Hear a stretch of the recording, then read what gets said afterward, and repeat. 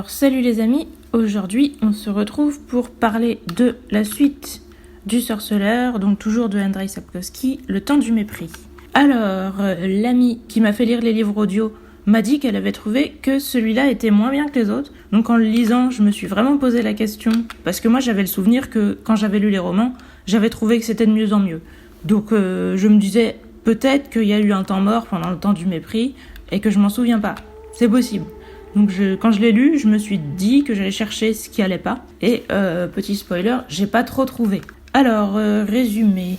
On avait laissé Ciri avec Yennefer en train de s'enfuir parce qu'elle était recherchée donc par des mecs de Nilfgaard.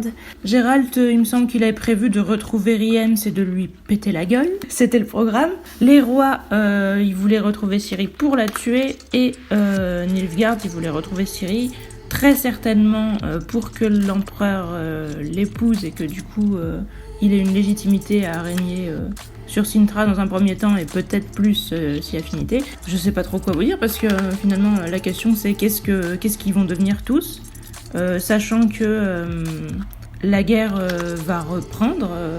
Il y avait déjà les Scoia'tael qui foutaient la merde. On savait que les Scoia'tael étaient du côté d'Emhyr parce que apparemment, il leur a promis que les elfes auraient un pays à eux s'ils conquéraient, j'allais dire l'Ouest, mais je jurerais pas que c'est vraiment l'Ouest physiquement. Hein. En tout cas, s'ils conquièrent les territoires des rois, ils vont donner un territoire aux elfes.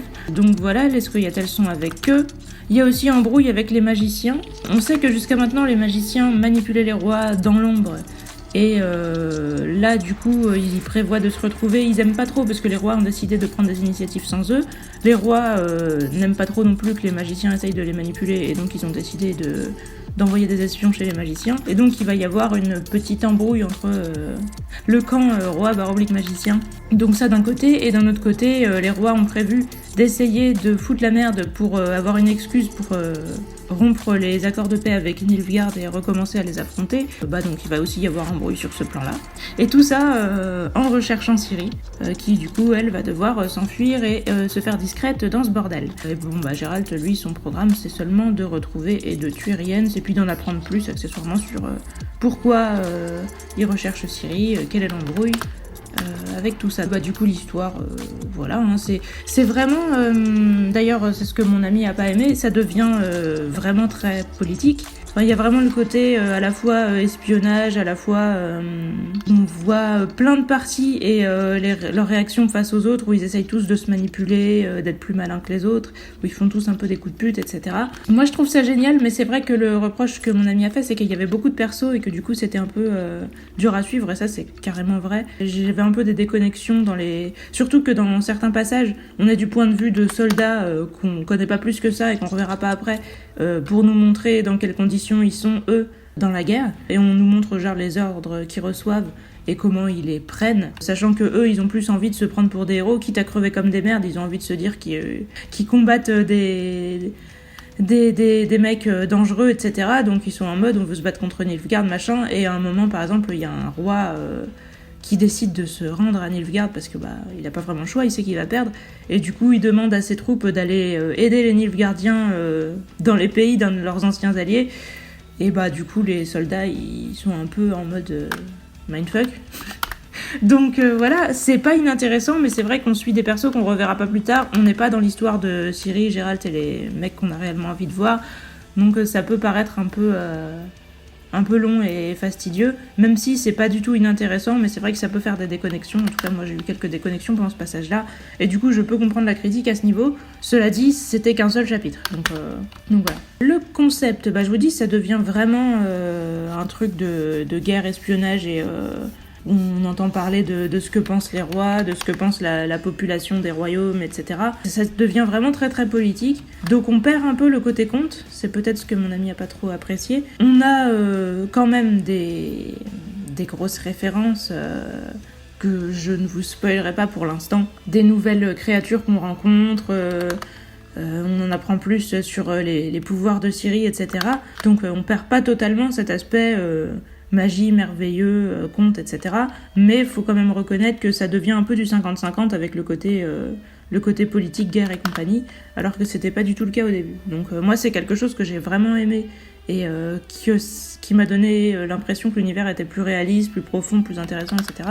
Mais je peux comprendre que tout le monde soit pas fan de ça. Et après, ce que mon ami a dit aussi, c'est que ouais, il y avait beaucoup de persos et que ça va très vite, donc on a du mal à suivre. Et ça, c'est vrai par contre.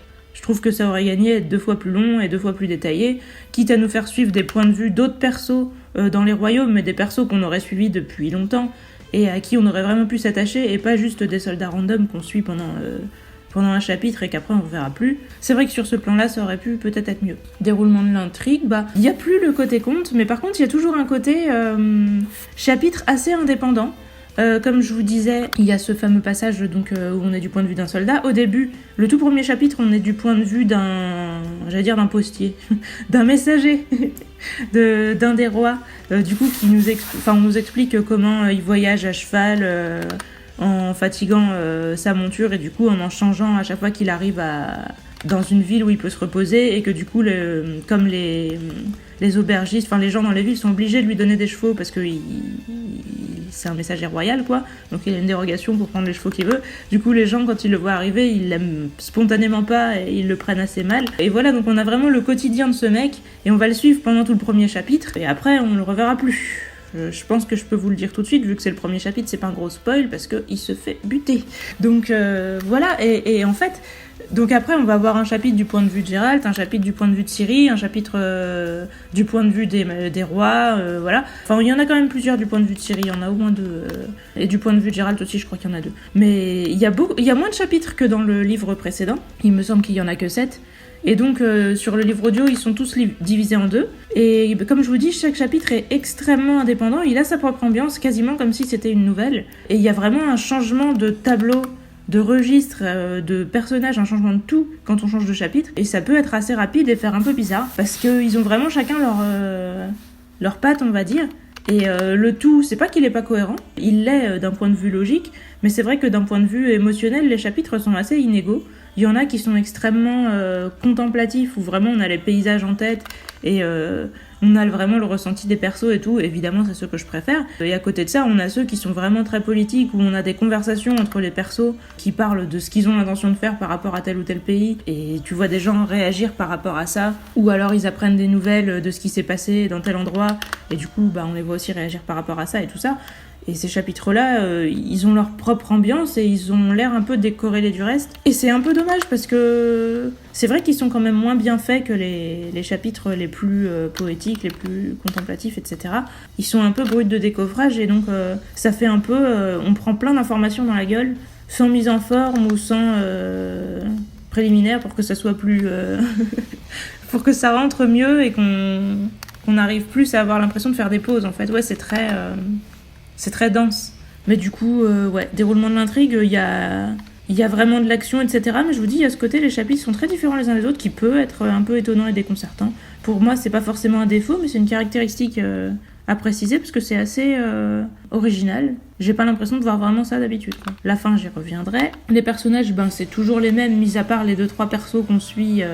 et qui vont crever, plus ou moins. Enfin, le soldat qu'on suit, je crois pas qu'il crève, ou alors on nous l'a pas précisé, mais bon... Voilà, enfin des persos qu'on va suivre et qu'on va pas revoir. Donc ça, c'est un peu emmerdant. Enfin, pour moi, c'est pas forcément gênant, mais c'est pas le truc qui me fait sauter au plafond. Mais sinon, on suit toujours Geralt, Yennefer et Ciri, et ça, c'est toujours cool. Et Jaskier un petit peu, mais on voit pas tant que ça, et puis on en parle plus, enfin... Non, je veux dire qu'il a pas une importance énorme, mis à part il y a un chapitre où il va dans la forêt de Brokilon et où on est de son point de vue, qui est un petit peu rigolo, mais sinon, voilà. Donc les personnages sont toujours aussi bien et il n'y a pas de problème sur ce plan. On voit aussi Emhyr qui est censé être le grand méchant, on va dire, et il est assez intéressant. Il y a des choses chez lui qui sont assez intrigantes avec le recul, je sais pas si je les ai remarquées à la première lecture, mais là je les remarque. Dans la manière dont il parle de Ciri, etc. Je trouve qu'il est assez intéressant et qu'il peut être assez charismatique. Après, je sais pas si c'est le perso le mieux fait non plus. Ça va, en fait, moi, quand on était à Nilfgaard, je me suis pas du tout ennuyée. C'est plus vraiment avec les rois que c'était plus waf-waf, quoi. Mais donc les personnages sont toujours bons. C'est juste que là, vraiment, il y a un côté plus concret et moins dans la poésie, quoi. L'apparence, ils sont toujours pareils. On n'a pas vu vraiment beaucoup de nouveaux persos où j'aurais j'aurais à dire là-dessus. Hein. Il y a les magiciens et les magiciennes quand Gérald va à leur fameux grand dîner. Du coup, on a les descriptions de plein de magiciens et de magiciennes. Moi, je les trouve vraiment classe. Même si c'est des hypocrites et que c'est pas les types de gens que j'aime, mais je pense que l'histoire l'assume suffisamment pour que ça me répugne pas, parce que moi ce que j'aime pas c'est quand on essaye de me l'imposer comme une bonne chose. Là c'est clairement pas le cas. Hein. On nous montre bien qu'il faut s'en méfier des magiciens et qui sont vraiment à double tranchant. Donc j'ai vraiment adoré ce passage. Et du coup sur l'apparence, il y a pas mal de délires, on nous raconte leurs vêtements. Déjà, ils ont beaucoup des vêtements en peau d'animaux, des chaussures en peau d'animaux, etc. Et à chaque fois, c'est des animaux en voie de disparition, voire totalement disparus. Donc il y en a qui font des commentaires là-dessus en disant est-ce que c'était vraiment la peine de massacrer des animaux pour se faire des bottes, etc. Donc on a vraiment le détail de tout ce qu'ils portent, etc. L'apparence, il y a encore pas mal de détails et c'est assez cool sur ce plan-là. Personnalité... comme je vous disais, on a un peu plus de détails sur la personnalité d'Emir. On a aussi plus de détails sur les personnalités de plusieurs magiciens sur qui on pouvait se poser des questions.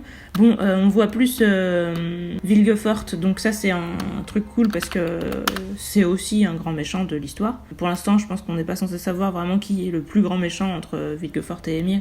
Et je pense qu'on est plus censé se dire que c'est Emir parce que Vilgefort est censé obéir à Emir, même s'il a dit ouais mais...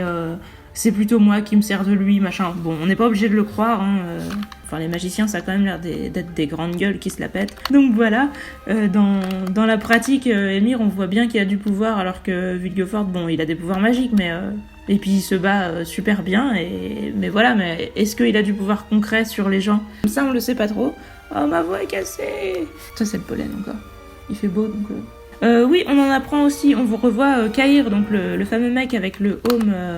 avec un oiseau qui faisait peur à Ciri, parce que c'est lui qui a essayé de l'enlever quand elle était à Cintra. On va le revoir et on va en apprendre plus sur lui. Et moi, c'est un perso que j'aime bien, donc j'en suis contente, même si pour l'instant, on l'a pas plus vu que ça. Et puis, à la fin de la partie, du livre, il y aura les rats, qui sont des persos que j'ai vraiment adorés.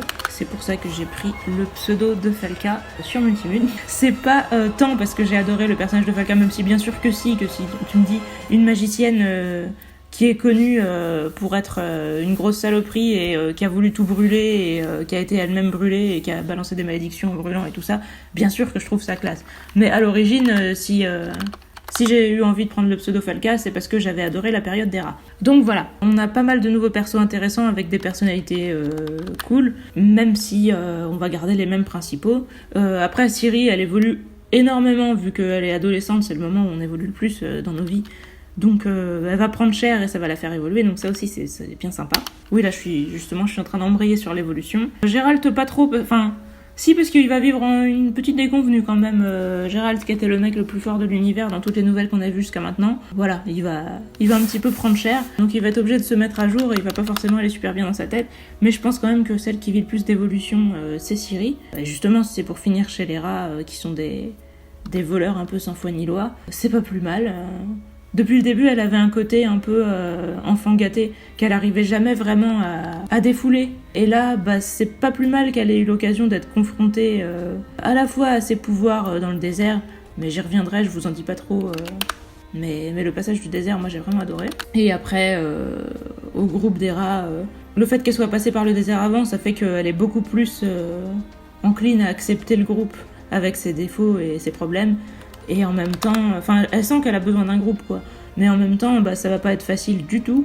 Et donc, après avoir pris cher par la solitude, elle va prendre cher un peu par la multitude. Et ça, je dois dire que j'aime bien. Même si vous allez me dire, oui, t'es quand même un petit peu méchante. Mais moi, j'aime bien que les persos prennent cher. Ciri, je vous dis, elle avait ce côté un peu trop gâté qui me saoulait au début. Et plus le temps passe, et plus elle prend cher, et plus elle est classe, je trouve. Donc ça méritait de la faire souffrir un petit peu quand même.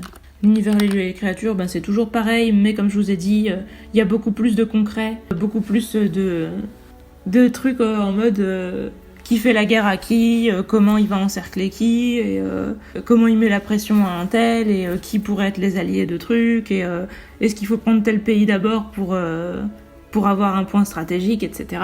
Donc il y a vraiment un énorme côté très concret sur toute la guerre, et donc il y a vraiment moins le côté les monstres, les trucs merveilleux et tout, même s'il y en a. Ça prend moins de place que d'habitude. Logique et cohésion, moi j'ai pas vu d'erreur, mais j'ai été un peu dépassée à des moments, comme je vous ai dit, justement à propos de la guerre et tout, avec tous les noms qu'il y a, tous les royaumes qu'il y a et tout. Il y a des moments, je me rappelais plus très bien qui était qui, et qui était censé être avec qui, etc. Donc je me disais, admettons, mais j'étais plus vraiment en train de me dire oh là là, ah ouais et tout à chaque information. J'étais un peu trop submergée. Donc c'est peut-être le défaut. C'est pas un problème de logique et de cohésion, c'est un problème de manière de nous la faire passer. Je pense qu'il aurait fallu édulcorer tout ça, rallonger le bouquin et nous le faire plus ressentir plutôt que de nous balancer les infos en mode livre d'histoire. Mystère et découverte, il y en a encore plein.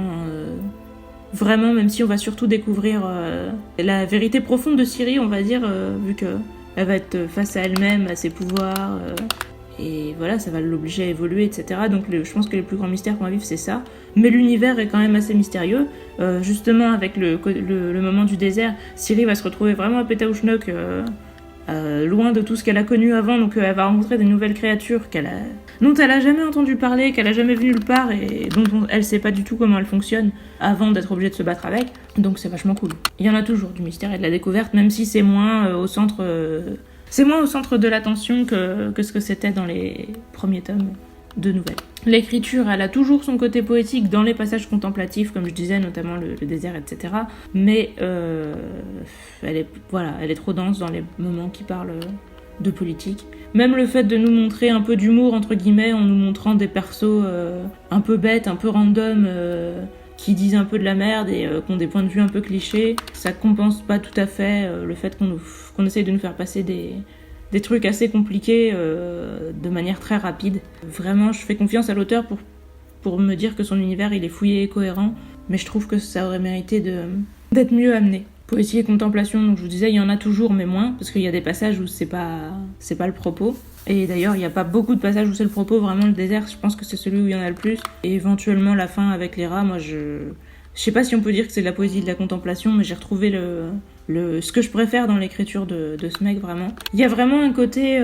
parce que les rats, c'est une bande de potes, mais on nous les présente vraiment aussi comme un espèce de fléau, de trucs incontrôlables. On nous dit qu'ils sont les enfants du mépris et tout. Et il y a un côté, je trouve, quand même assez poétique dans la manière dont ils sont présentés. Justement, comme un espèce de truc naturel qui vous tombe dessus, qui est un peu inévitable et en même temps qui a le côté tragique du fait que ça paraît stupide, et violent, et ouais, inutilement violent, quoi. Donc oui, poésie et contemplation, il y en a toujours, mais moins. Et suspense et action, est-ce qu'il y en a plus ? Bah non. Figurez-vous que dans le monde, apparemment, il n'y a pas que le suspense et action, il y a aussi la politique. Donc, il y en a quand même du suspense et de l'action. Il y a le combat donc de Geralt contre Vilgefort, il y a le combat de Ciri contre la Wyvern, que j'ai vraiment bien aimé. Il y a tout le passage justement du dîner des magiciens où on sent qu'il y a une tension, on sent qu'il va se passer un truc, et quand ça pète et que tout le monde commence à se foutre sur la gueule, moi j'ai trouvé ça génial. Il y en a du suspense et de l'action, mais c'est vrai que les gros combats, les grosses guerres qui déterminent que les royaumes perdent ou gagnent sont ellipsés, et d'une certaine manière on comprend pourquoi, parce qu'on nous dit...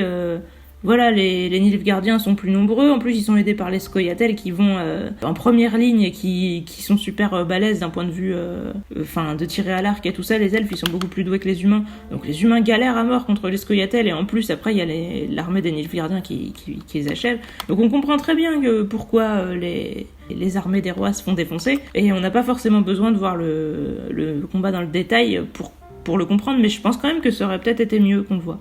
Même si, d'un point de vue logique, on le comprend très bien pourquoi ils perdent, ça aurait pas été mal qu'on suive le point de vue de quelqu'un qui était dedans et qu'on le voit espérer un miracle et que finalement le miracle n'arrive pas.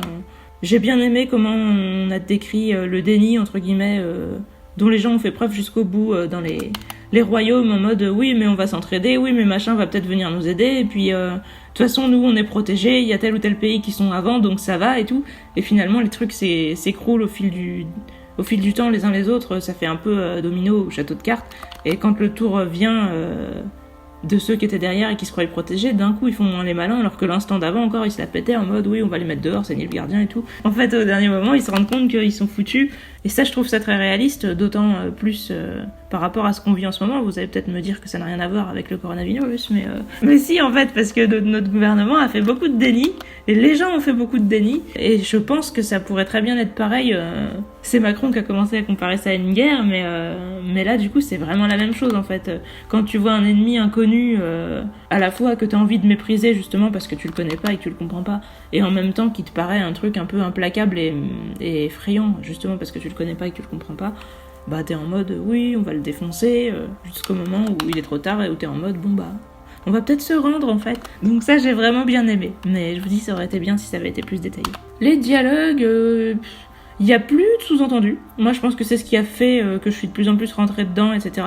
Alors vous allez me dire dans le passage avec les magiciens, il y en a sans doute. Oui, mais je crois qu'ils sont tellement soulignés que ça a été pour moi. Et puis ils étaient pas... Enfin il y avait pas des sous-entendus cumulés avec des métaphores, cumulés avec autre chose. Non, c'était juste des sous-entendus et point. Même si je ressentais juste cette personne est louche à creuser. Je me dis que c'est ce que Gérald pouvait ressentir aussi, et on n'est pas forcément censé en savoir plus ou comprendre de quoi il s'agit sur le moment. Et donc ça faisait que je me sentais méfiante, et c'est tout. Et au final, je pense que ça allait. Si j'ai pas eu de problème avec ce passage, c'est parce que c'est ce qu'il fallait... en tout cas, moi, ça m'a paru émotionnellement cohérent pendant tout le repas, de me sentir juste mal à l'aise et un peu gênée en me disant mais qu'est-ce que c'est que cette bande d'hypocrites qui complotent des trucs, moi j'y comprends rien, etc. Je pense que ouais, on peut se dire que c'est ce que Gérald est censé ressentir, donc voilà. Et après quand les complots éclatent de partout et que tout le monde commence à se foutre sur la gueule, on comprend plus ce que les gens ont voulu dire. On n'a pas forcément besoin de revenir sur les mots précis pour comprendre quel sous-entendu ils ont fait. En plus c'était pas d'une subtilité hyper... extrême, je veux dire, Villefort, là, il a essayé de recruter Gérald, bon, bah, il a pas été par quel chemin, mais par contre, ouais, il y a les dialogues des gens stupides, du commun, les paysans et machin. Autant j'ai bien aimé dans le village où vont les mecs qui ont attrapé Siri, et qui discutent avec eux et qui veulent se faire héberger, etc. J'ai vraiment aimé ce truc. Autant le passage, je vous dis, avec l'armée et tout... moi, je me suis plutôt fait chier, quoi. Ça aurait pu être mieux fait, ça aurait été bien qu'on ait un perso au moins auquel on pouvait s'attacher, je pense là-dedans. Je sais que je l'ai déjà dit, mais voilà. Donc les dialogues, ils ont leurs qualités et leurs défauts. Il y a toujours le côté humoristique. Le côté poétique n'est pas là, en tout cas pas dans ce bouquin. Pas dans les dialogues, je veux dire. Les sous-entendus, il y en a, mais moins, et ils m'ont pas dérangé, parce que c'était de la part de persos dont on savait qu'ils étaient flous. Donc ça va. Crédibilité, réalisme, bah oui, ça va. Hein. Même la stupidité des gens, moi, je la trouve réaliste. Alors, c'est peut-être moi qui suis méprisante, mais ça m'a pas choqué. Et l'originalité, le côté marquant, il y en a pas trop. Je vois pas trop quel perso aurait pu me marquer. Je trouve pas que Villefort soit super intéressant dans la manière dont le comédien le fait. C'est vraiment le perso qui a juste la voix normale et qui parle normalement, etc. C'est peut-être un peu dommage parce que du coup ça va le rendre pas marquant alors que c'est censé être le méchant principal. Je veux dire, il a une voix spéciale pour Gérald, Ciri, Yennefer, Jasquier. Bah je pense que ça aurait été bien d'en faire une aussi pour les méchants importants. Du coup pour Émir il a une voix normale mais c'est pas forcément gênant parce que le contexte fait que le perso est menaçant même s'il a l'air normal. Et c'est justement... l'espèce de frontière, de passage du côté effrayant au côté normal qui met la pression, je trouve en tout cas. Le fait que le mec justement ait l'air normal, gentil, etc. mais que tu sais que sur un mot il peut te faire exécuter. Donc il n'y a pas de problème, mais par contre pour Villefort, j'aurais trouvé ça bien qu'ils prennent une voix plus remarquable. Parce que là... ouais, j'aurais bien aimé qu'ils le rendent effrayant en fait. Ou classe, mais qu'ils le rendent quelque chose. Parce que là...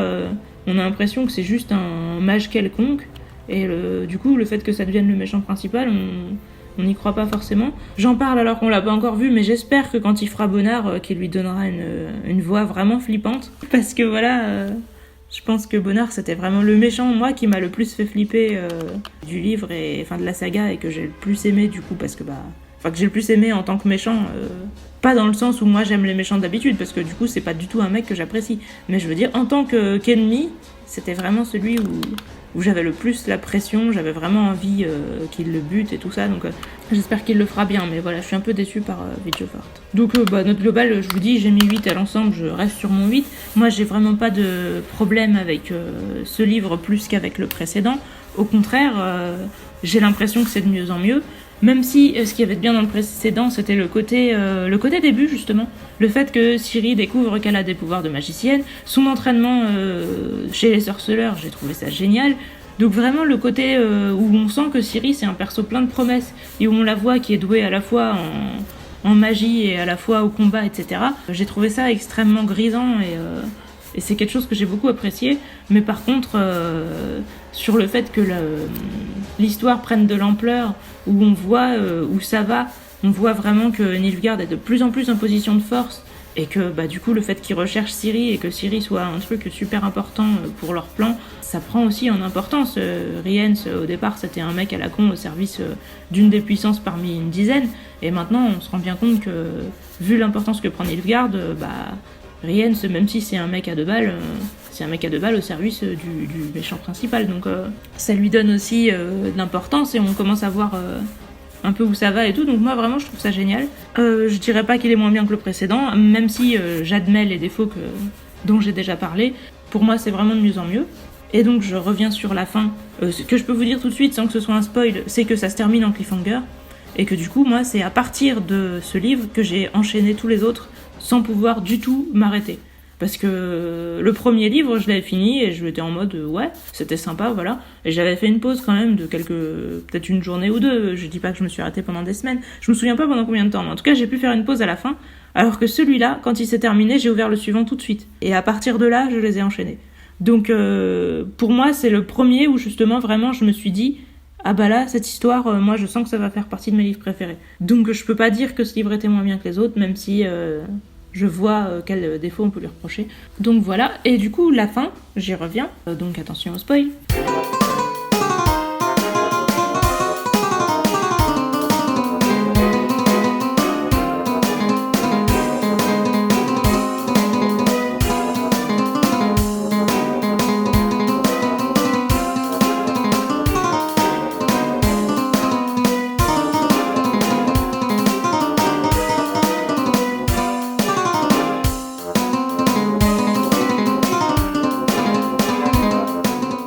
Alors, la fin, comme je vous ai dit, Ciri est chez les rats. Et du coup, ça se termine quand on nous annonce que les rats... les rois prévoient de les... D'ailleurs, je sais plus si c'est un roi ou un genre de chef de la police de village ou je ne sais quoi. Enfin, en tout cas, le mec dit non, tuez-les tous. Parce qu'il y a un gars qui dit ouais, mais... la fille qui s'est rajoutée à eux ces derniers temps, ça pourrait être celle qu'on recherche et tout. Lui il fait non, tuez-les tous. Et ça se termine sur ça. Et on sait que, Ciri, on sait qu'elle s'est intégrée dans la bande des rats et qu'elle est considérée comme une des leurs. Et en plus, ils ont envie de tous les pendre. À partir de là, moi, la suite, je la voulais. Hein.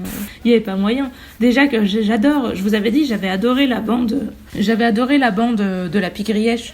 Le fait qu'il y a un côté où ils étaient tous à la fois très différents et en même temps très complémentaires, et où ils avaient un côté à la fois où ils se chamaillaient, où ils étaient complices, etc. Tout ça, ça me plaisait énormément, et du coup j'étais dégoûtée quand ils se sont fait massacrer. Et là, avec les rats, c'est exactement la même chose, encore mieux, encore plus précis, parce qu'on les voit plus longtemps, et ils ont un côté vraiment ambivalent, parce qu'à la fois, Ciri est obligée de les rejoindre, et à la fois, il y a le mec, Kelleg, qui faillit un peu la violer. Après, il y a Misl qui le fait. J'adore vraiment ce truc, parce que il y a le côté où Ciri, à la fois elle flippe et à la fois après elle se laisse faire et où après elle s'attache à Misl.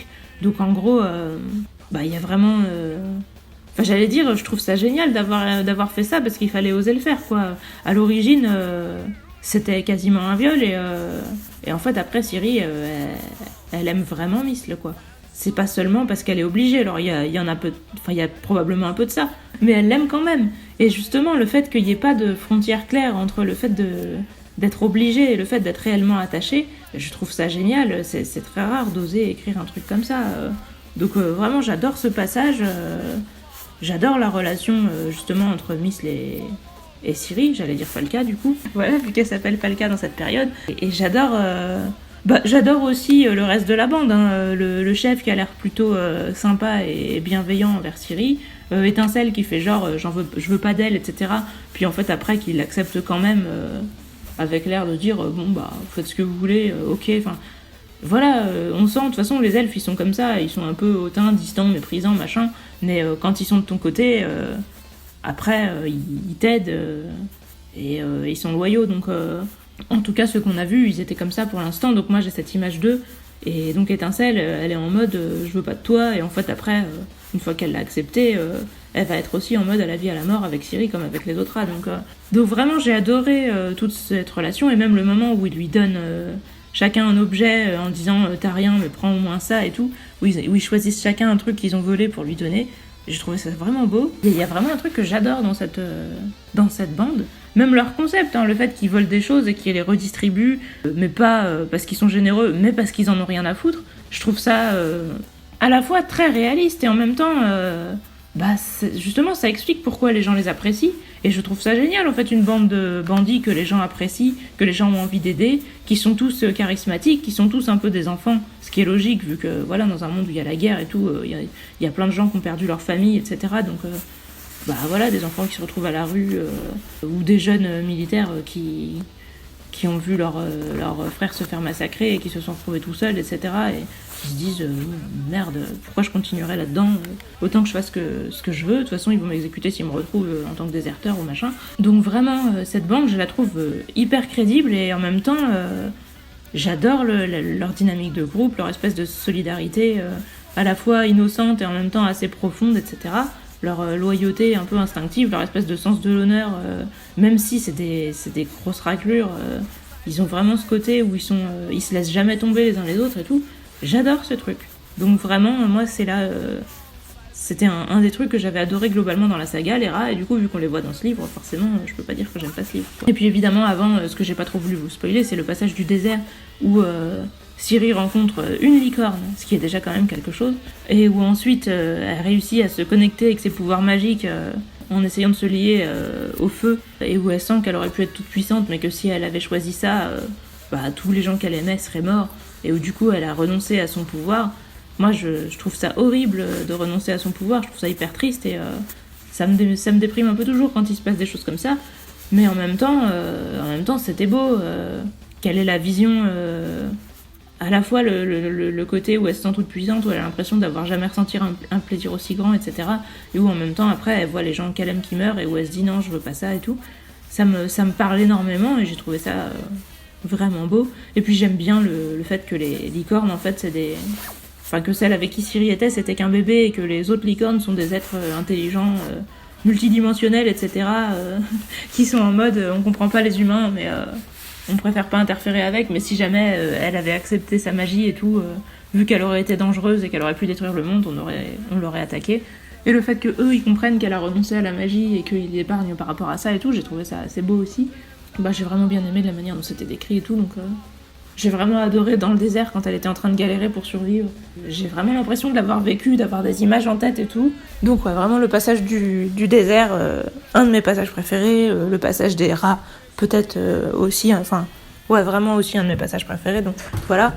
Les magiciens, je vous l'ai déjà dit, je vous en ai parlé, c'était pas trop un spoil, mais ce que j'ai essayé d'éluder un peu, c'est que quand je disais que Gérald s'était fait péter la gueule, c'était par Villefort. Villefort nous a dit que c'était lui qui manipulait Émir. Pour l'instant, on sait pas trop ce qu'il en est. Un petit spoil aussi que je vous disais, c'est que quand on en apprend plus sur Émir, on voit dans la manière dont il parle de Ciri qu'il y a des choses assez étonnantes. Par exemple, il dit qu'il l'aurait reconnue, quoi qu'il arrive, il la reconnaîtrait, etc. Donc on se dit, cet homme a déjà vu Ciri. Comment ? Pourquoi ? Qui est-ce ? Comment, à quelle occasion il l'aurait vue ? C'est assez intriguant. Tout le monde prend de l'ampleur, etc. C'est vrai qu'on a beaucoup moins vu Gérald que d'habitude, mais moi j'apprécie énormément Ciri, donc vu que c'était pour voir plus Ciri, ça m'a pas du tout dérangé. Pour moi, ce livre, il était bien, à part les défauts que je vous ai déjà cités je ne sais combien de fois. Donc je continuerai cette saga avec plaisir et j'ai hâte de vous en reparler. J'ai vraiment hâte de voir comment le comédien fera Bonnard. Évidemment, un spoil aussi, c'est qu'il y a le « oh merde » dans ce livre, je crois que je vous l'avais dit la dernière fois. Mon ami m'en avait parlé à l'avance en me disant qu'il aurait lieu. J'ai failli le louper, parce qu'il le dit d'un ton tellement neutre que j'avais failli ne pas l'entendre, mais effectivement, il dit bien « oh merde », c'est pendant le dîner, le fameux dîner des magiciens. C'est pas très professionnel et il balbutie de plus en plus. Je pense que lui, il considère que ça va être coupé au montage, Mais ça ne l'est pas. À mon avis, la personne qui était censée faire le montage était en grève. C'est quand même un petit peu scandaleux. Moi, je m'en fous vu que je paye pas les bouquins, mais pour ceux qui les payent, ils pourraient gueuler. Donc voilà. Mais à part ça, tout va bien. Et j'ai vraiment hâte d'écouter la suite. Bah écoutez, n'hésitez pas à dire ce que vous pensez, sauf si c'est de la merde. Et sur ce, je vous dis à la prochaine.